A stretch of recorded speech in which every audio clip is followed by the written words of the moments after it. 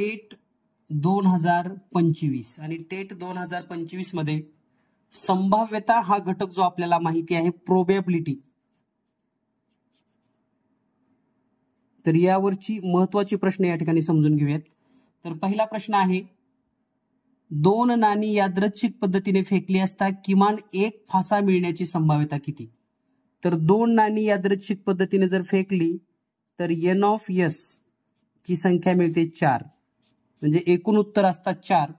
त्यामध्ये जर एखादी घटना समजा किमान एक छापा तर त्या घटना असतात 3, आणि म्हणून पी ऑफ ए जर काढायचं असेल तर उत्तर येतं 3/4, म्हणजेच पर्याय क्रमांक 1.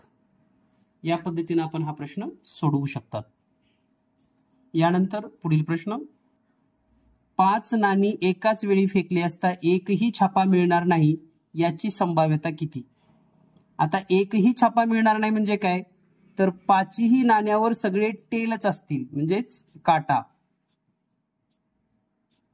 तर अशी फक्त एकच घटना असते, ठीक आहे. परंतु एकूण रिझल्ट जर पाहिले आपण, n of S number of sample space जर काढले आपण तर 2/5 येतो, आणि म्हणून संभाव्यता येते 1/2/5, म्हणजे उत्तर येईल पर्याय क्रमांक 3. तर यासारखी प्रश्न आपल्या चॅनलवर आपण जवळपास 10 प्रश्न सोडवून दिलेले आहेत. तुम्हाला जर जास्तीचे प्रश्न पाहिजे असतील तर यूट्यूब चॅनलला तुम्ही सबस्क्राईब करा, नोटिफिकेशनला येस करा, म्हणजे दररोजचे नोटिफिकेशन येतील. आणि दररोज जवळपास आपण 50 प्रश्न चॅनलवर अपलोड करतोय. तर टेट 2025च्या संपूर्ण तयारीसाठी जीनियस मॅथ नेहमीच आपल्या सोबत असेल. गणित बुद्धिमत्तेची संपूर्ण 100% तयारी आपली फक्त चॅनल पाहून होऊ शकते. यानंतर पुढील प्रश्न आहे, भारत व इंग्लंड क्रिकेट सामन्यात भारत जिंकण्याची संभाव्यता 0.68 आहे, तर इंग्लंड हारण्याची संभाव्यता किती? तर या ठिकाणी या प्रश्नाचं उत्तर लिहित असताना भारत जिंकणे, बघा भारताची जी विनिंगची शक्यता आहे, जिंकण्याची शक्यता,